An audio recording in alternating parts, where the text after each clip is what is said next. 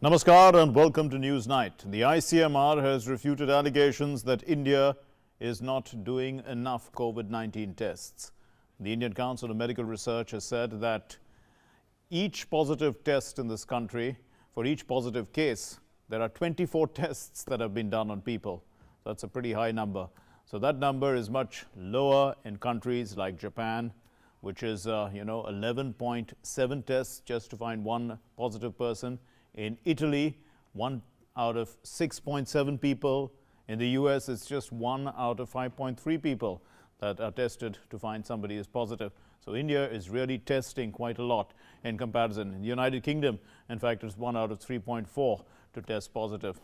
So it is clear that from this indication that though the number of cases are increasing, the government is aware of where the hotspots are and is also still in a position to prevent community spread.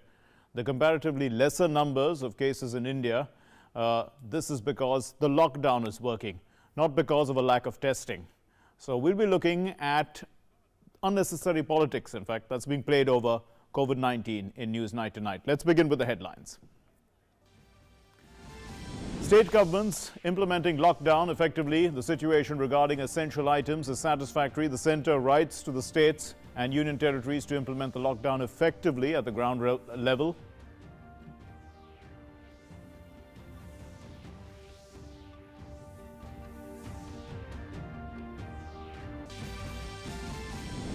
Prime Minister Narendra Modi connects with world leaders and discusses the fight against COVID-19. Telephonic conversations with King Abdullah II of Jordan. The Prime Minister of Bhutan, Dr. Lothe Tshering. The Prime Minister reiterates that India will stand by close friends and neighbours in fighting the effects of this pandemic.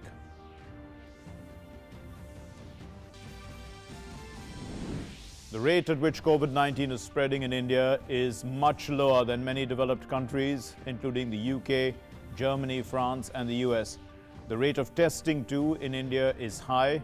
India has conducted more tests per million than many developed countries.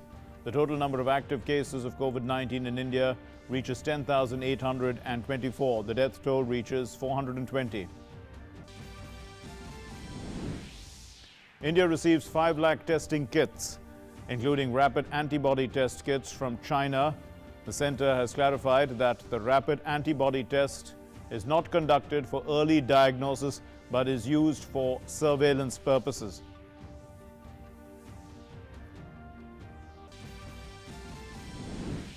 The Cabinet Secretary asks Chief Secretaries of States to ensure safety, shelter and food security of migrant labourers.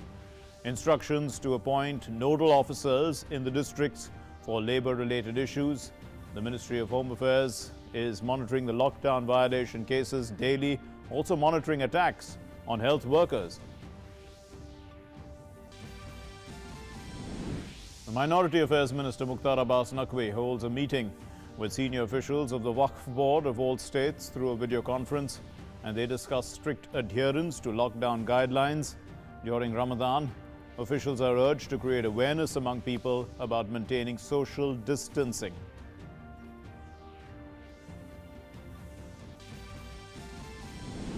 The International Monetary Fund supports India's response to the coronavirus pandemic, including fiscal stimulus package and nationwide lockdown. An IMF official says that the short-term economic cost of lockdown is much less than the long-term cost of dealing with the pandemic if it is allowed to spread. COVID-19 infection continues to spread worldwide. The number of infected cases has now crossed 2,070,000. Most cases in the United States, Italy, Spain, France, Germany. Nearly 138,000 people have succumbed to this virus and 31,000 people have died of COVID in the US alone. So let's begin with our top story. The government has made necessary provisions to improve the production of bulk drugs in the country. Amid the coronavirus outbreak, more than 100 proposals for green clearance for the production of bulk drugs or active pharmaceutical ingredients, API, have been received by the states in the last 2 weeks.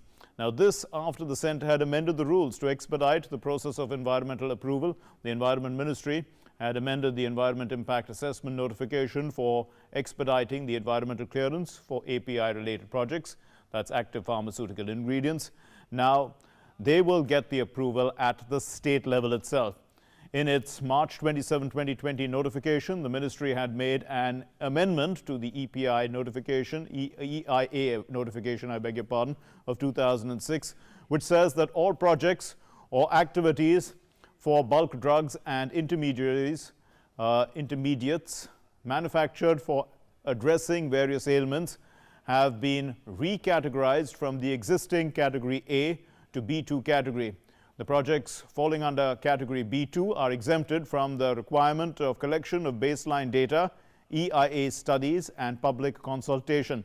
This amendment is applicable to all proposals received up to September 30, 2020, with the states being directed to expeditiously process such proposals. Now, India has also received 5 lakh testing kits, including rapid antibody test kits. This is from 2 Chinese firms, and India is procuring coronavirus testing kits also from South Korea and as well from China. Now, the government has clarified that the rapid antibody test is not conducted for early diagnosis. It's in fact used for surveillance purpose. In Japan, to find 1 positive case, 11.7 persons are tested. In Italy, that number is 6.7. In the US, it's 5.3. In UK, it's 3.4. But here in India, we test 24 people before we find 1 positive case. Antibody test के indication बोल रहे हैं कि ये surveillance में इस्तेमाल करते हैं, तो फिर एक बार हम याद करवा के देख लें कि ये आरटीपीसीआर जो है पहली वायरोलॉजिक टेस्ट हम किन किन लोगों को दे रहे हैं। अब अगर मैं आपको बोलूं, फिर पुरानी याददाश्त आपको दिलवा दूं कि ये जो टेस्ट किट है, ये जो टेस्ट है किस किस को ऑफर होती है, जो भी ऐसी जगह से इंटरनेशनली आया है जिनको 14 दिन में वहाँ गया था जहाँ ये बीमारी ज़्यादा फैली हुई थी, उसको ऑफर हो सकती है, उसको अगर उसके लक्षण दिखाई दे तो। लेकिन आज के तौर पे ये क्राइटेरिया रिलैक्स्ड है, लेकिन कभी न कभी तो भी, क्योंकि ये अभी तो लॉकडाउन चालू है, इंटरनेशनल फ्लाइट्स नहीं है, कभी न कभी तो भी ऐसे होगा, फिर हम खुल जाएं, उस वक्त ये क्राइटेरिया फिर लगेगा, इसलिए उसको अभी भी रखे हैं। दूसरी बात हमको याद रखना है कि जो भी लैब कंफर्म्ड केस का कांटेक्ट है, उसको अगर कोई लक्षण दिखे तो उसको हम ऑफर करते हैं। तीसरी बात, जो कोई हेल्थ केयर वर्कर होगा, उसको अगर कोई लक्षण दिखे तो उसको भी ये टेस्ट ऑफर हम करते हैं। चौथी बात, जब हम हॉटस्पॉट में रहने वाले लोगों को देखें, उनमें अगर आपको सारे जगह पे अगर हमने लोग देखे तो जहां भी हमको सारी की केस दिखती है सीवियर एक्यूट रेस्पिरेटरी इन्फेक्शन की, जो एक लक्षण हो सकता है, एक सिंड्रोम के वैसा एक कॉम्प्लेक्स होगा कि जिसमें ये कोविड-19 के केसेस होंगे, तो हम सारी के हर रुग्ण को, हर मरीज को हम ये टेस्ट ऑफर करते हैं। इसमें भी कोई कमी किसी किस्म की नहीं है। और आखिरी बात, जो भी एसिम्प्टोमेटिक है, हाई रिस्क केसेस हैं, उनके जो कॉन्टैक्ट्स हैं, उनको हम 5वें दिन के बाद में या 14 दिन के बाद में हम ये टेस्ट भी ऑफर करते हैं। Well, the government of India has been giving a great deal of importance to the welfare of migrant laborers as well as stranded persons during the implementation of the lockdown measures for the containment of COVID-19 in the country. Well, the Cabinet Secretary has written to all states and union territories to ensure effective implementation of detailed guidelines issued by the Ministry of Home Affairs for ensuring safety, shelter, and food security of migrant laborers. The communication urges the states to direct all district collectors to immediately undertake a review of the situation. They may appoint nodal officers for coordinating and monitoring the issues related to migrant laborers. The document further states that all districts may undertake a comprehensive enumeration of migrant laborers and stranded persons and make all necessary arrangements for providing food and shelter for them. The communication also directs that each relief camp should be under the charge of a senior officer. They may also enlist the support of civil society organizations and the network of midday meal facilities to provide food for all of the stranded persons and migrant laborers during the period of the lockdown.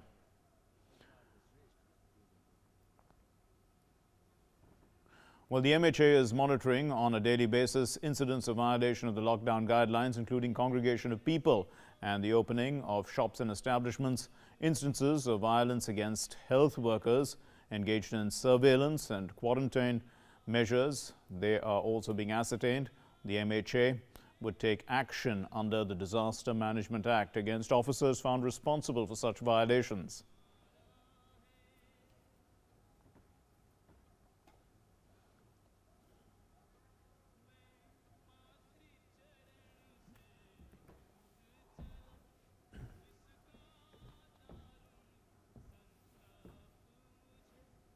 So there's a lot of politics that's being played over COVID, and let's look at some of the accusations. One of the main accusations being made right now is that the lockdown itself is not a solution, neither is it a treatment. We must look for something beyond the lockdown. That's what the opposition is saying. That's the accusation. But what's the reality? The reality is the lockdown is the only viable solution to flatten the curve. Without that, we don't know how many cases we would have had. Many nations have suffered irreversible losses, economic and human, as they delayed the imposition of restrictions. Now, the central government has come out with a list of economic activities that will be permitted after April 20. This is a graded response benefiting farmers and daily wage earners. So that's also extremely important. It's not as if there's a complete lockdown. Also, the second accusation, this is that the government needs to urgently increase testing. That's what we are talking about in some detail today. Now, well, from having only one testing lab for coronavirus in January, we now have more than 220 functional testing labs. That's definitely some improvement, and a pretty fast one too. The reality also is that 10,000 cases, if you take that as a benchmark, India has done far more tests than the UK, Italy and US at the time when these countries had reported 10,000 cases. So India has more than 1 lakh beds available, for potential patients, and more than 600 COVID dedicated hospitals is what India has. So India is pretty much, ahead of the curve. We are ready, we are prepared for the situation that could arise. Another accusation is that, the approach should be bottom up rather than top down, and emphasis should be to empower the states. So what's the reality now? The reality simply is that the center has given 11,092 crores to the states for disaster management fund right away. And the PM has been constantly in touch with the chief ministers of states. The PM also instructed union ministers to remain in touch with the states and district administrations to provide solutions. So the center is acting as a facilitator. It's the states that are providing the solutions. The PM has also instructed union ministers, as we said, to remain in touch with states and district administrators to provide solutions. And also, apart from that, the states were the first, we know, to recommend the extension of the lockdown, and some states had even announced it before the Prime Minister did so on April 14. Let's look at another accusation. So this accusation is coming up now. It says that there is massive pressure on our financial system. So there's a lot of pressure on our financial system because of the lockdown. There's too much pressure. But what is the reality now? There are lots of safety nets that have been created, in a sense. 1.7 lakh crore rupees relief package under the Pradhan Mantri Garib Kalyan Yojana has been provided. 20 crore women, Jan Dhan account holders, will be getting 500 rupees per month. There's been an increase in Manrega wages to 202 rupees per day from 182 rupees per day. And this is going to benefit 13.62 crore families. Huge numbers of people are being benefited by these measures. What has the RBI done, which is monitoring the economy? The RBI has cut the repo rate by 75 basis points to 4.4%, and the reverse repo rate by 90 basis points to 4%. 80 crore poor people will get 5 kgs of wheat or rice and 1 kg of pulses free every month for 3 months. So this is the kind of safety net that the country has provided. And so that also is a different reality from that accusation. There may be pressure financially, but the government has taken care of those who it's going to hurt the most. That this kind of a situation would hurt the most. Now let's take a look at the fight against COVID, the death per million population. The world is 17.30, India 0.3.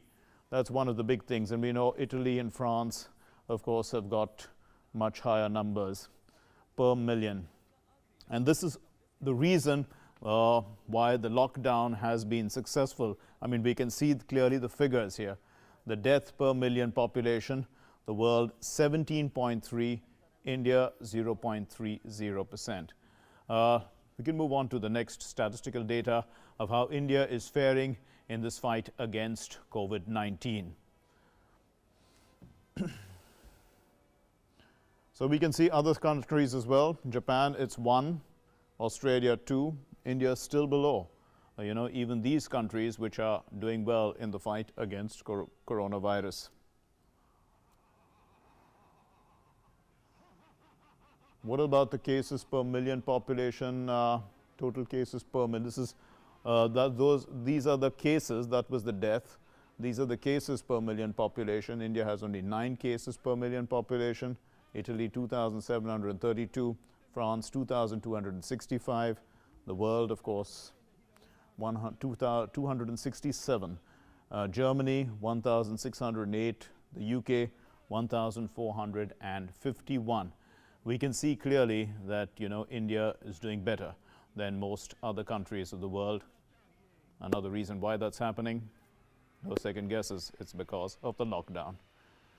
Because, I mean, looking at our population, if there was no lockdown, we would have had a huge number of people who were infected by the virus by now. The number of tests conducted, the fight against COVID, India has conducted many more tests. Look at the number of tests, 2,17,554 tests. The US had conducted 139,000 tests. This is number of tests conducted for the number of cases found. Of course, India hasn't got those many cases. That we have to figure out what exactly we are saying with this. Canada and some of the other countries. We can see a much higher percentage of cases coming out from the tests conducted. Here's another graph now, the number of days to double. Here again, you see it's taken 6 days now for India to double its numbers, 4 days, 4 days, 5 days, 6 days. And many other countries, it's much faster, the rate at which they double the number of cases of COVID. We see that some of the districts, in fact, where there aren't any, where Bihar, Patna, West Bengal, Nadia, Rajasthan, Pratapgarh, Gujarat, Gir, Somnath. These are some of the districts where we can see that there have not been any cases reported for the last 14 days. Telangana, in some of those areas, we can see those places, Goa, South Goa, Uttarakhand, Pauri Garhwal, and UP, Pilibhit. So some places in which in the last 14 days there have been no cases. In Jammu and Kashmir, Rajouri, Manipur, Imphal West, Chhattisgarh, Bilaspur, Durg, Rajnandgaon, Raipur, Aizawl West in Mizoram. So these are important districts. Karnataka has 5 of them. Davangere, Kodagu, Tumkur, Udupi and Bellary. In Kerala, Wayanad and Kottayam. Punjab, SBS Nagar, Hoshiarpur, Panipat, Rohtak in Haryana. So important that we realize that there are a number of places in our country where no cases are being reported, even though there were cases reported in the past, which is a sign also that the lockdown is working well. Right, so we are now going to bring in our discussion point, and we'll be discussing about politics, testing, and also financial package and the economy behind that. So let me tell you that, introduce you to our guests we have Shekhar Iyer, who is with us in the studio, and Shishir Sinha, who is joining us on Skype, and we have Dr. Puneet Mishra, from the All India Institute of Medical Science, a professor of community medicine, who is joining us from there. We'll start with you, Dr. Mishra. You know, the issue is about testing, and we have, I mean, I've shown with the help of some evidence that we are testing far more than any other country, but the people are under the impression that every time they get a cold or, you know, some sort of thing, that they have COVID and that they should have been tested, you know, and this is the thing. But we know that 1 out of 24 people who are tested only tests positive, so 23 people have tested negative. So what does that indicate? And people really need to understand those numbers first. Yes, very rightly you said that what are the people expectations, they might be different. I mean, if 1.4 billion population of India, each and every one person, if they want to get tested, I mean, it's not wise. We have to take certain decisions based on the epidemiology and public health practices. So if you see from the beginning how the strategy has been evolved, initially the persons who were coming from the foreign countries and having symptoms or having any suspicion, they were being tested. And as and when the things they have progressed, the new definitions have been included and more number of people started being tested. The same has happened in the number of laboratories, the data which you have shown, and the number of tests which has been done per 10,000 cases, they are quite higher. So what I think, I mean, the people, they are free to criticize, and the criticism should be the constructive criticism, and it should be taken in that spirit. But what I feel as a doctor, as a public health expert and epidemiologist, that we should work as per what science says, and as and when the more tests are required, they should be implemented. It's not a practical solution to test 100.4 billion population of the country, and it is not going to yield any result. I'll give you here one example. Will not take much time. Yes, go ahead. Initially, when there was a question that we are testing only the people who are having some suspicion and we don't know whether it is in general population or not. At that time, ICMR has conducted around 500 tests in people who were admitted with the symptoms of SARI, and all those tests, they were negative at that time. So, you know, unnecessary testing and wasting the useful resources, and that was not advisable, and that is still not advisable. You know, all over the world, the demand of kits, it's increased, and Yes. whatsoever resources we had at that time, I think as a public health expert, they have been used very wisely, and all the steps which has been taken by the ICMR, taken by the government of India, they were really, really fantastic efforts, and that's the results. It's in front of everybody. Absolutely. If you see the number of cases, they are around 12,000 cases as compared to if you see the US or Europe, there the cases are in hundreds of thousands. So I think. Right. So the important thing, you've raised an important point, Dr. Mishra. One is about the availability of testing kits. So whatever we had to use it judiciously as well. So that was also important. And initially we knew, because of the measures that were taken, that the virus was only being brought in by people who were coming in from abroad. And we had isolated them, we had contained them, we had done contact tracing. We are still doing the same thing. And we are testing basically people who have had contact with the virus. The problem perhaps with other countries is that they allowed the virus to get into the community. We had one cluster incident, we could have had others, but we've been lucky. You know, the point is that once it gets into the community, then it's going to be very difficult. Everybody who has a cold will probably think they have COVID. Right now, there's a fear that people think that that's already happened, but what are you going to tell them, that is actually not yet happened, and that lockdown is actually functioning? See, many people, they are saying they might have had it, and we'll know the answer very soon, because the rapid test kit, which are antibody test kit, they have been arrived in the country, and very soon I think ICMR is going to start the surveillance through which we will know what percentage of population got infected. So currently my advice is that whatsoever strategy the experts and ICMR and the government has taken, people should have faith into that, because everything has been structured in the way, taking the advice of the top level expert in the country in the best way which we can use for our population. So Right. the rapid antibody test kit that will answer the questions that what percentage of population got infected without getting tested for this rapid test kit. So that answer will be Yes. available. Mr. Shekhar, let's bring into, let's try and understand. Well, we are now 22 days into the lockdown, and so perhaps, it's probably time some political parties thought that they should be raising some political questions. But there have, I mean, right up to this point of time, everyone realized that this was the only way ahead, isn't it? The lockdown is the only solution. And we've seen, I mean, I tried to show the numbers. It's because of the lockdown that we are where we are. I mean, if there was no lockdown, where would we have been? So there is absolutely no other choice. The Prime Minister said it in all his addresses, that lives come first. The lives of the people matter much more, and the economy can pick up after some time. And we are actually now looking at a graded response to recovery of the economy, which I shall ask Shishir. But you talk a little bit about, the whole idea about lives mattering, and they should matter much more. Well, you are already seeing what has happened to those countries who did not think of a lockdown. Look at what happened to Italy, what happened in UK, and finally what has happened to the United States. Now, these are the countries that did not consider lockdown as a necessary first step. Subsequent to that, now you are seeing these countries are also enforcing lockdown. You have an instance of Singapore, which initially went for hectic testing, Yeah. then there was some form of lockdown, then it was relaxed, and the lockdown came back.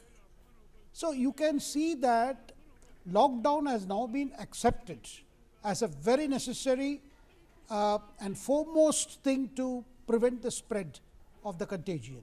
And I think what our government did was to bring in this measure at the very first instant when it felt that the disease was likely to spread from Yes. people who came from abroad.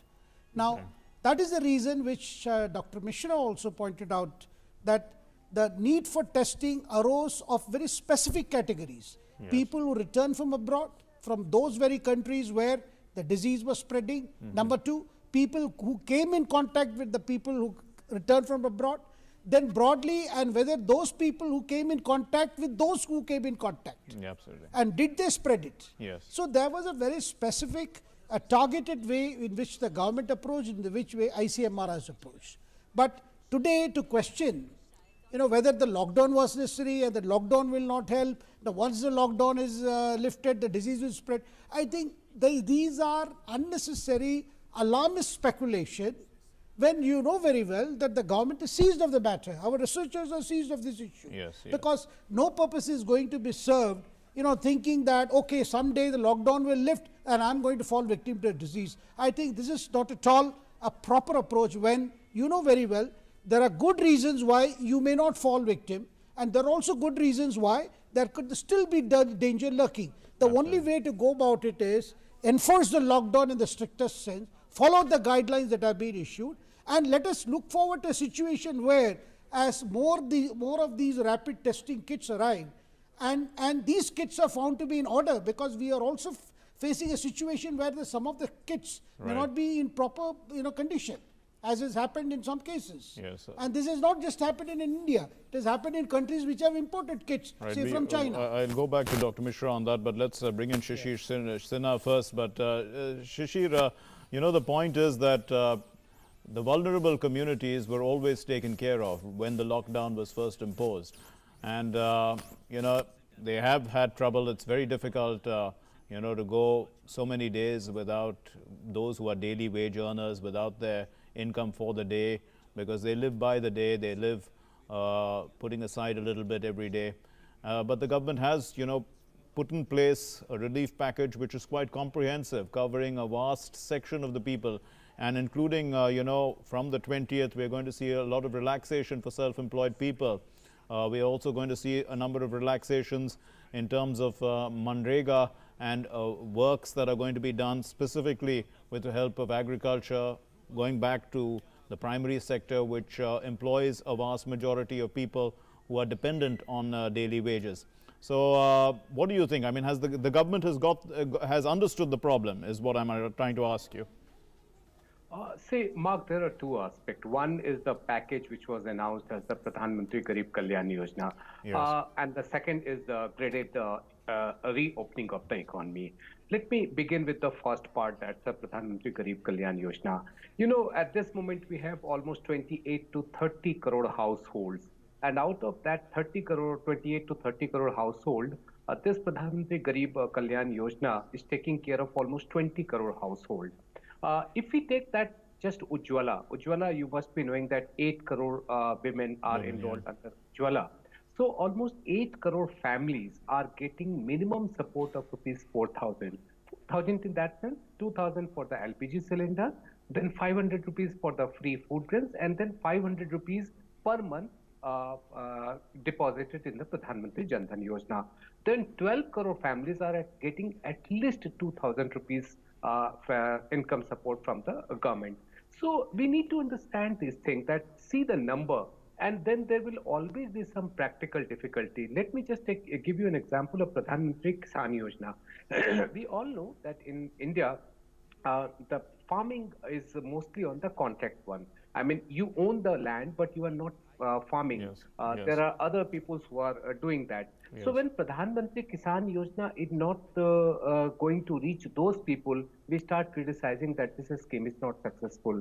But almost 7.5 crore farmers have got 2,000 rupees under the Pradhan Mantri Kisan Yojana. So we need to keep these numbers in the mind. Now coming to the second part, that's a graded opening of economy. From April 20th, what we understand that almost 350 or 360 odd districts which are in the green zones, they will see more economic activities. And the other thing is that the rural area will see more economic activities, because we Right. have seen relaxation in terms of manufacturing or the industrial units which are located outside the municipal limits. So where there we are going to see some kind of economic activities. We all know that this is a challenging time, and we also know that it is not easy to restart the economy in just one go. That will Absolutely. be a graded one. That will be in a staggered manner, and that is what we are going to see from Okay. April 20th. Okay, Dr. Mishra, Shekhar Iyer had raised an issue about the testing, about how foolproof it is, because and some people have had these issues about this rapid antibody testing. That basically, I mean, you can't identify whether the antibody is a COVID antibody, or is it some other antibody which is very closely related to some other coronavirus, because there are so many different kinds of coronaviruses. So I mean, how foolproof are these antibody tests? Yeah, basically the antibody test, they would be done to see whether a person has got previously infected. There are two kind of antibodies which usually these tests they do detect. One is the IgM and the other is IgG. If there is a IgM antibody, it says there is a current infection. IgG appear after some time. So the government has, ICMR, they have come up with the strategy that what test we are going to do, and if they are IgM positive, those people they might require to go for the PCR testing which we are doing through the swabs. Okay. And as far as these tests they are concerned, these rapid antibody tests, they have very good sensitivity and very good sensitivity. So we'll say what I have seen that most of the tests they have sensitivity of 90% or more. So they would be able to detect this percentage of the cases from the population. So I think they are pretty good tests, whatever the data which I have seen, and they would not be used for basically diagnosing the acute cases. They would be used for the surveillance to see what is the situation in the community. So that is the Right. difference between the test which we are doing currently, which is called PCR test, and the test which has come up, which is called antibody test. Shekhar Iyer, one of the areas that people, opposing the government comment about is that the lockdown is, okay, it's necessary, but why lock down food in godowns? They say that, there are so many, that we have excess production, and the food corporations godowns are full of food, and bring them out, feed the poor, this sort of thing, it makes statements like that. But the government actually in its schemes is doing that, isn't it? People need to understand, I mean, just because we have huge buffer stocks, it doesn't mean that we can just bring them all out. There has to be a process involved. No, Mark, even those very people who are saying that, they are also adding that, look, open up your purse, give money, at the same time, keep it for the future. I Yeah. can see a lot of contradictions. Basically, it, as you said, it makes a very good political rhetoric to say, open the godowns, give the food away. But actually, what we are seeing now is government has made very clear. Though, see, government has given money through the DBT. It's Yes. in the process. Yes. More people are getting it. Then the second the point that the government has made, government is giving, whether it's 5 kilograms or 10 kilograms, depending on the states, what the state government has also done, in addition to what the center has announced. Right. Now, apart from that, the governments have also been saying that even if people do not have ration cards, please do provide them food grains or even organize food. In many places, you are seeing food is being organized by the state governments. Yes. So therefore, I think when it comes to distribution of food or food grains, I don't see a situation where the government is sitting over food grains. The whole question is, how do you streamline the supply? And ultimately, it is for the state governments to decide how they want to use their stock.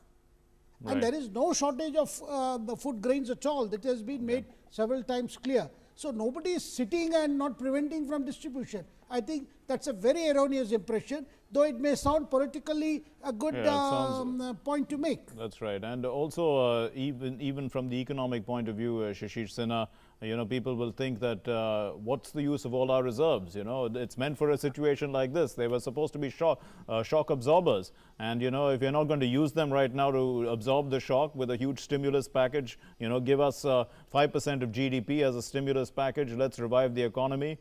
People can make these kind of statements, but you were talking about a graded response. What would we be using, throwing a lot of money just away if we put that kind of money into the economy right now before we are sure about what's going to happen with COVID? Certainly, see, at this moment, what is required? We need to stimulate the demand. I mean, because when the demand is there, then the producers will start producing the thing.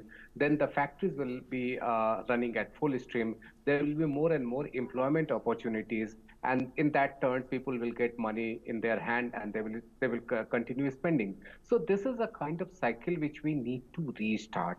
And that's not going to happen so easily. Please remember that economic activities are very easy to stop, but it is very difficult to start and to give them some kind of pace. So we need to have a graded response. See, from 20th of April, we are going to see some kind of activities, especially in units which are located in special economic zones or export-oriented units, or the townships, or those factories which are located outside the municipal limit of a town. So certainly things will start. But there are certain areas like automobile. People are also questioning that why automobile plants are not going to start. The problem is that you already have so much inventory there. So when you will start producing a car, where they are going to keep that car? Because the automobile dealers have not been allowed to open their shop. So when the car will be produced and if it is not sold, it doesn't make a sense. So you will always raise questions on the strategy, but please come up with a practical solution that what are the best way to come out from this crisis. So, a practical solution, Dr. Mishra, people are turning to the doctors for practical solutions right now. And, we do a program called Doctors Speak every day on Doordarshan. And somebody asked a very blatant question, how long is this going to go on for? That's the question. And really, the doctors weren't able to answer. So, I mean, what do you have to say? How long? How long is this fight against COVID going to go on for? When are we going to defeat it? Okay, so what I would say, the frank opinion is that this virus is going to stay because this has spread all over the world. But we are fighting. What we are trying to do is to reduce the spread in the area where it has already entered and save the areas where it has not entered. So what I think, it will remain, but it should not cause that much catastrophe which it is causing in other countries.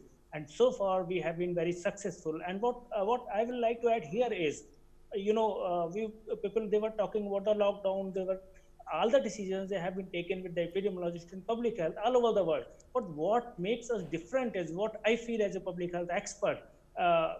We have, I mean, in our country, we had the political commitment and the political leadership. They have taken very strong decision, and they have listened to public health experts. That's why we were able to do it. You have seen in other countries, it's not that the public health experts, they were not advising to their governments or their political leaders. Right. But here, the political leaders, they didn't, care for whether it is going to be popular or unpopular or whatsoever it is. They have listened to us, and they have taken very tough decisions. And I would say, I mean, we should salute them for taking such a good decision for the country. And we salute all the health workers like you as well, Dr. Mishra, for standing right up there at the front line.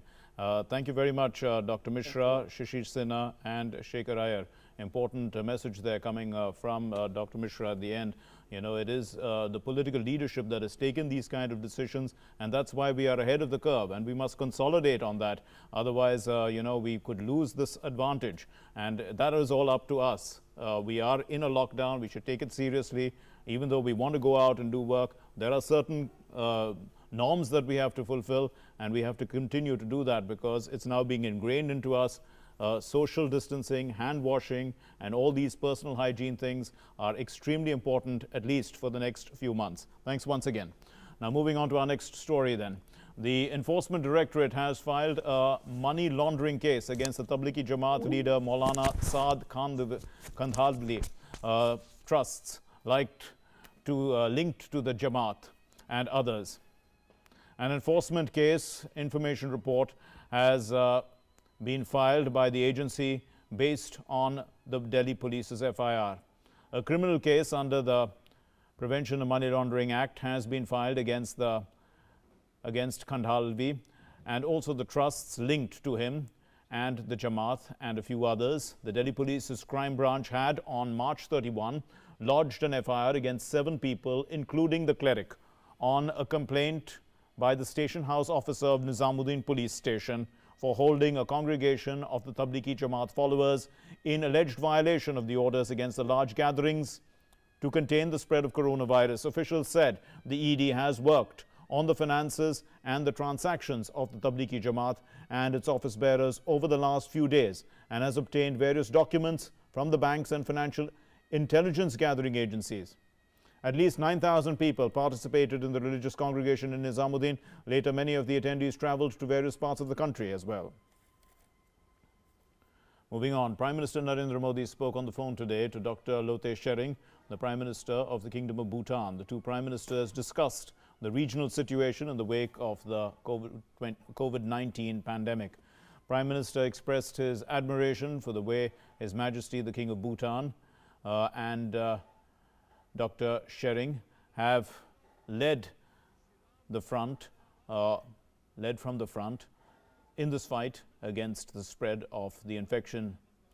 The Prime Minister referred to the timeless and special nature of the India-Bhutan ties and also assured the leadership that India would ensure all possible support to Bhutan for minimizing the health and economic impact of the pandemic. Prime Minister also had a telephonic conversation with King Abdullah II of the Hashemite Kingdom of Jordan, and the two leaders discussed the challenges posed to the world by COVID-19 pandemic and the steps being taken in their respective countries to limit its impact. They agreed to support each other's efforts to the maximum possible extent by sharing information and best practices and by facilitating needed supplies. The Prime Minister thanked the King for the support provided to the citizens of India in Jordan. The leaders agreed that their teams, in fact, would remain in touch on issues related to COVID-19 as well as on other regional and global issues. The Minority Affairs Minister Mukhtar Abbas Naqvi has directed State Waqf Board to ensure strict implementation of the lockdown and social distancing guidelines during the holy month of Ramzan starting next week amid the coronavirus pandemic.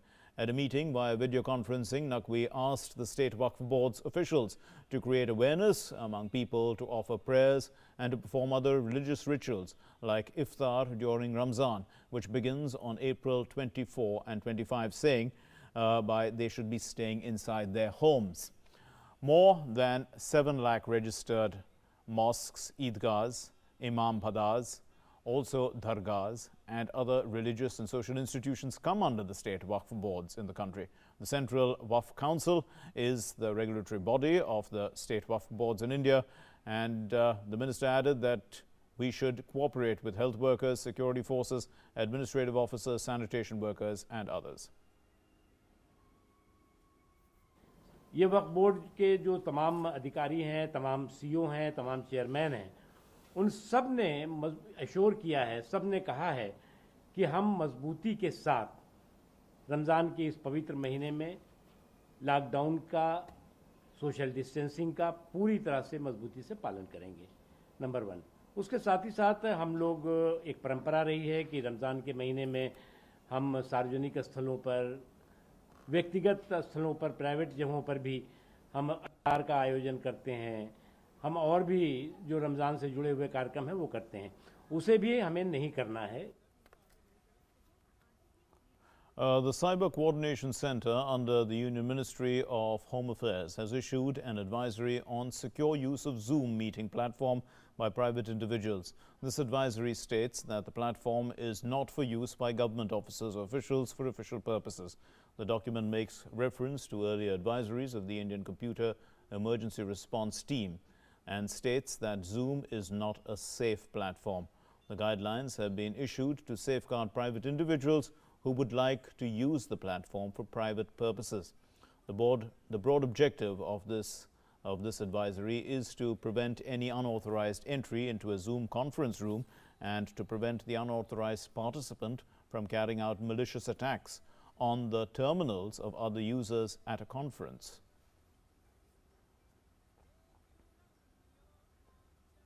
A number of NGOs, trusts, organizations, industries, celebrities and the common man, they've all been donating to the Prime Minister's Citizen Assistance and Relief in Emergency Situations or PM CARES Fund. And it is this fight against the global pandemic that saw Swami Sadanand Pranami Charitable Trust under the leadership of Swami Sadanandji Maharaj hand over a donation of 1,25,25,525 rupees to the Union Minister Prakash Javadekar at his residence, and this is for the PM CARES Fund. The INB Minister thanked the Trust for its support in the nation's fight against COVID-19.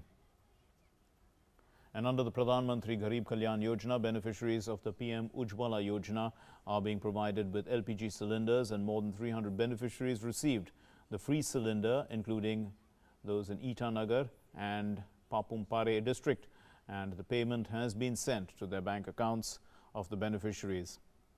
Now, well, under this scheme, at least 44,000 beneficiaries are receiving the payment in their bank accounts.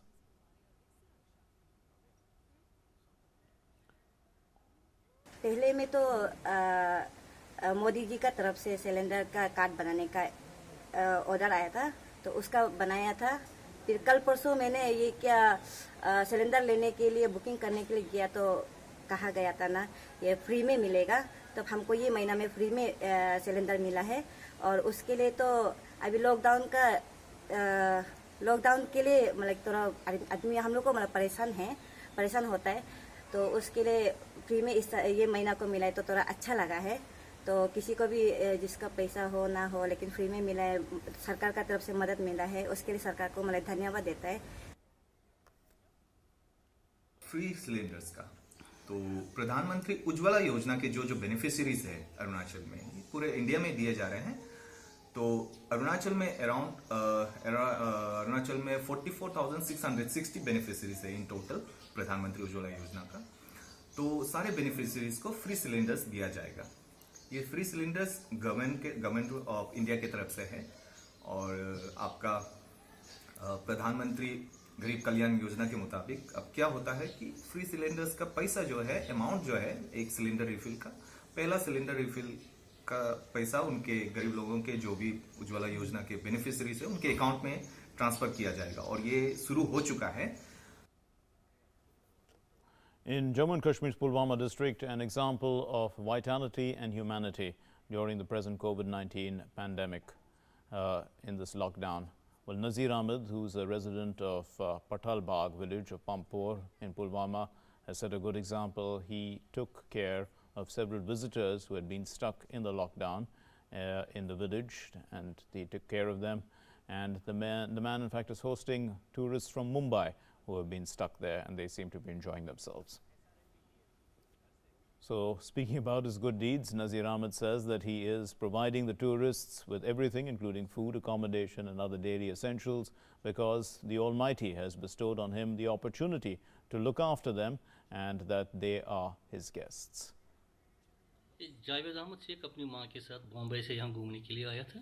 फिर अचानक यहाँ lockdown होगा कोविड-19 की वजह से, तो मैंने इनको सड़क पर पाया। मैंने इनको लाया अपने साथ, घर में बिठाया, इनको बताया अगर आपको किसी चीज़ की भी ज़रूरत होगी, इवन अगर आपको यहाँ से जाने के लिए पैसों की ज़रूरत भी पड़ेगी, मैं दूंगा। इसलिए 1 माह से मेरे पास बैठे हुए हैं और तब तक बैठते रहेंगे जब तक लॉकडाउन खत्म ना हो। Well, the tourists, they say that they've been living with Nazir Ahmed for the last 1 month and they had got stranded in Kashmir because of the lockdown. हम लोग घूमने आए थे, लेकिन इसी कोरोना के वायरस की वजह से हम लोग बहुत बुरी तरह फंस गए। हम लोग रोड पे थे। नज़ीर अहमद ने हमें अपने घर पे लाके पनाह दी। हमें बहुत अच्छा लगा। इन्होंने हमें अपने फैमिली की तरह रखा है, कभी खाने पीने की कोई कमी नहीं रखी है और ना किसी चीज़ की कमी होने देते हमें।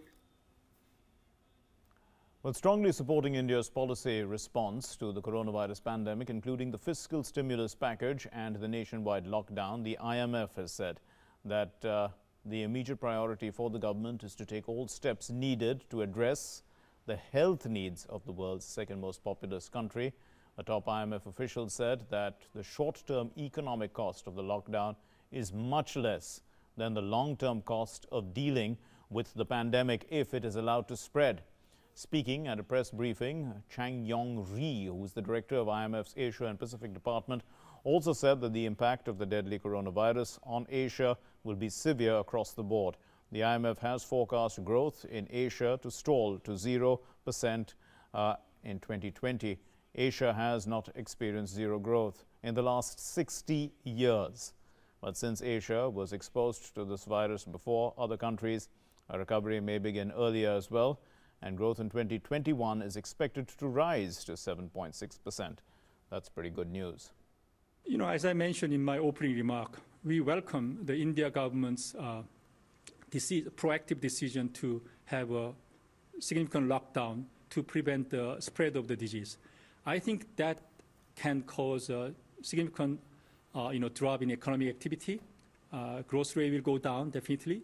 But I think that's a very wise and important decision to minimize the long-term cost of this disease spread. And the India government and the central bank already announced some fiscal stimulus as well as monetary policy easing that is in the right direction. Whether that is enough, I think that depends on how this containment policy, which is just adopted, how successful it will be. And I think after this coronavirus crisis is stabilized, then definitely they have to go back to the structural reform for more inclusive growth and India, such as focusing more on infrastructure, all these things. But that one, I think, still they have room to take care of the first task first. Well, the U.S. economy is tumbling into what appears to be a calamitous recession, the worst in decades. A wave of layoffs has engulfed the U.S. economy since the coronavirus struck and has forced 5.2 million people to seek unemployment benefits last week. Roughly 22 million have sought jobless benefits in the past month, the worst stretch of U.S. job losses on record. All businesses deemed non-essential have been closed in nearly every state, and the economy has virtually shut down. Deep job losses have been inflicted across nearly every industry. Some economists say that the unemployment rate could reach as high as 20% in April, which would be the highest rate since the Great Depression of 1930s. Well, up to 50 million jobs are vulnerable to coronavirus-related layoffs, and about 1/3 of all positions in the United States. Simon Marks gives us an update now from Washington, D.C. So the latest economic numbers were published just a short while ago here in Washington, D.C., and they show that within the last week, another 5.24 million Americans have signed on for unemployment benefits for the first time. That is a higher number than analysts expected. They thought the number was going to be in the region of 5 million. And it means that over the last month, 22 million Americans have registered for unemployment benefits. Now, that means the real number of unemployed in the United States is higher than that, because there will still be people who have not yet signed on to receive unemployment benefits, and there are other people out there who are not eligible for unemployment benefits. So this is a staggering number of job losses in the United States over a very short period of time. And if you cast your mind back to just 6 weeks ago and projected that in 6 weeks' time the United States would have 22 million people unemployed, no one at that point would have believed it, because coronavirus at that point was not at absolutely crisis levels here in the United States. A massive challenge for the American economy, because these jobs have been lost at a much faster rate than economists believe they can be recreated. President Trump, in a few hours' time, will seek to try and kickstart America's economic recovery. He is spending his day talking to the governors of America's 50 states, laying out his plans for at least parts of the country to reopen, possibly even before the end of this month. He still faces challenges from many governors who say that he does not have the total authority that he professes to have to determine when and how America is going to reopen for business. But he will be publicly unveiling his plans at the White House in a few hours' time. All eyes will be on him as he lays out his recommendations for how America can go back to work. That's all we have for you in Newsnight for tonight. Thanks for being with us. Namaskar.